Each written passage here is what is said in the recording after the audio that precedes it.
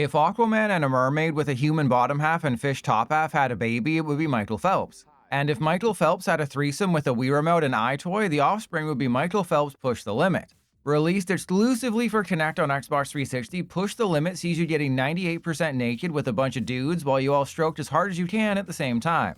In terms of what makes this a Michael Phelps game, you can literally play as Michael Phelps. Or at least the Uncanny Valley version of Michael Phelps whose arms have no bones. You see, at the start of each race, you have to pump your fist to hype up the non-existent crowd.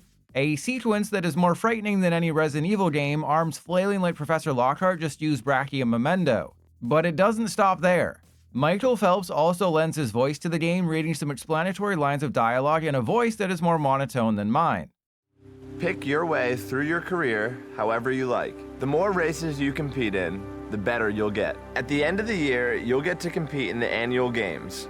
This is a chance to see how you compare against the best of the rest. I hope you're ready for the challenges ahead.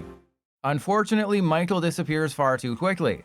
I know it's a lot to ask for him to read another 10 minutes of lines for a game bearing his name and likeness, but instead of the greatest swimmer in history commentating the races, it's just some guy. This is Michael Phelps Push the Limit, not announcer from the 1920s Push the Limit. Anyway, after fisting everyone in the crowd, it's time to swim. You start by bending over like a doctor's about to check your prostate, then bounce up as quickly as possible to simulate a dive. Whenever I did this, my knees violently cracked. Thankfully, swimming on Xbox doesn't require the use of your legs, but you can't just swing your arms as fast as possible and win. Nope, Push the Limit is closer to a rhythm game. If you don't match the movements with the beat, Michael decides gold medals aren't important anymore. And if you go too fast, you run out of stamina before the finish, which is one of the reasons my first wife left me. Thankfully, during the home stretch, you do get to go absolutely crazy and throw caution to the wind, and maybe even throw your back out. Probably my favorite part about this game is the lack of any water sound effects while you're splashing about. Instead, you get the same headache-inducing royalty-free track that plays on repeat every 5 seconds. It really helps make you feel like you're in a pool reeking of chlorine.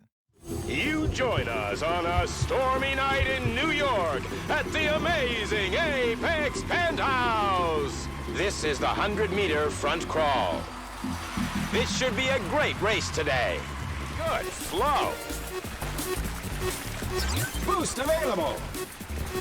80% stamina remaining.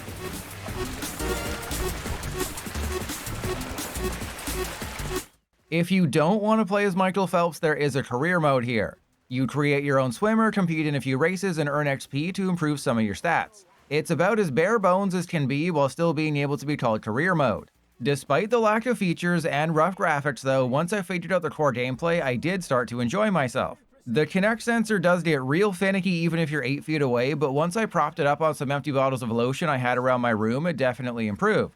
Unfortunately, that joy lasted for about 10 minutes, which is also the reason why my second wife left me. Just as I was getting the hang of regular swimming, they threw the breaststroke at me. Usually I'm good at that kind of stuff, but the timing is way off. You have to slow things down, yet it never seems to work quite how you think it should. And then there's sprint races. It's hilarious to see the random dude they got to pantomime the movements because it's not Michael Phelps. It's just some guy in a Speedo.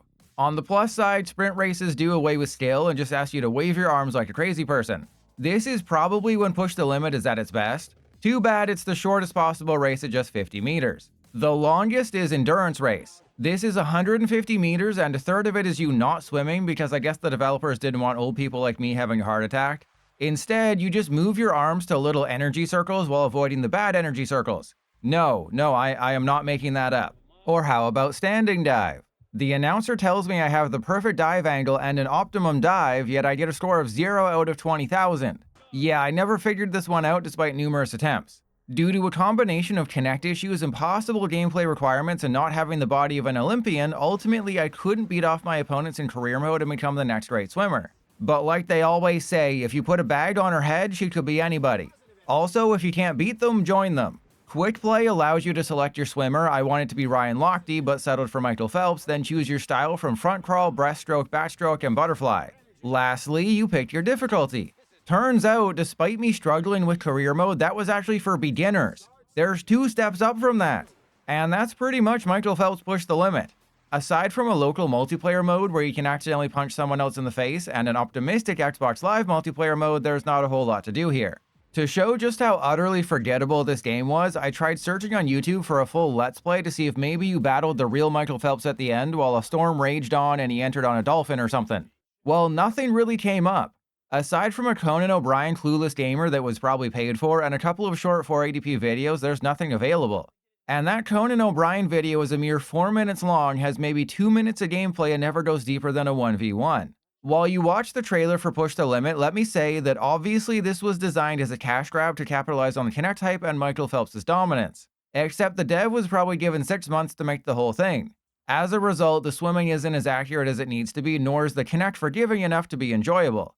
And the capacity for accidentally hitting yourself in the balls while trying to win a sprint race is way too high for a game this bad. If you release a budget Kinect game in record time, something has to fall through.